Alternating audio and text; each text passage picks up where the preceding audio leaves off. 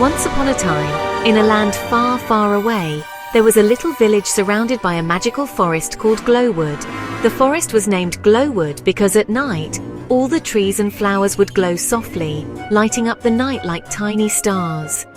The village children loved visiting Glowwood, but they only ever visited during the day. Because, as legend had it, at night the animals of the forest could talk. One sunny afternoon, a curious little girl named Lily and her best friend Max decided they wanted to see the talking animals for themselves. They packed their backpacks with snacks and flashlights and set out on an adventure. Are you sure about this, Lily? Absolutely! Think of all the stories we can tell when we meet a talking deer or a wise old owl. The sun dipped lower in the sky, and soon the trees of Glowwood began to shimmer with soft, colorful light. The forest seemed friendlier, with warm, golden hues twinkling like fireflies. They walked deeper into the woods, their excitement growing. As the moon peeked out from behind a cloud, they heard something. Tiny giggles. Lily and Max froze. Out from behind a glowing bush popped a squirrel, but not just any squirrel. This one had a little vest made of leaves and tiny spectacles perched on his nose. Ah, visitors. We don't get many of you around this time. Lily and Max stared in amazement. You can talk. Well, of course I can. You're in Glowwood after dark, aren't you? I'm Sir Nutters, at your service. And who might you be? I'm Lily, and this is Max. We came to see the animals talk, but we didn't know it was real. Oh, it's very real.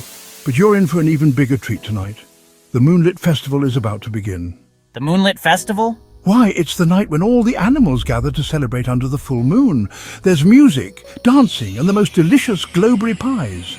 Can we come? Of course, follow me. They followed Sir Nutters through a winding path where they saw more glowing animals. A fox with a sparkling tail, a rabbit with ears that shimmered like stars, and an owl with feathers that changed colors like a rainbow.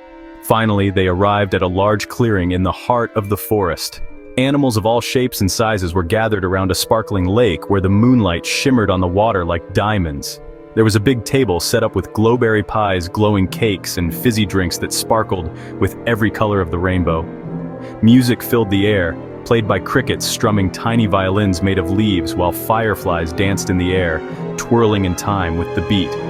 Lily and Max couldn't believe their eyes. They danced with the animals, laughed with the glowing foxes, and even tasted some of the famous glowberry pie, which tasted like the sweetest berries mixed with a hint of stardust.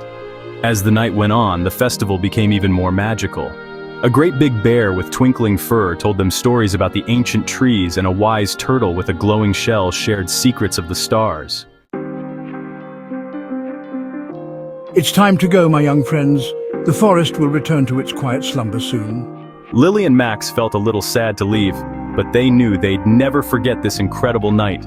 They waved goodbye to all their new animal friends and followed Sir Nutters back to the edge of the forest. Will we ever see you again? With one last wave, Sir Nutters scampered back into the forest, disappearing into the glowing trees. Lily and Max headed home, their hearts full of wonder. And as they snuggled into their beds that night, they dreamed of magical forests, glowing animals, and the most wonderful adventure they had ever had. The end. S3. Media, Magical Forest, Enchanted Forest Scenery. Perhaps, but Glowwood is always here, glowing and waiting for curious hearts.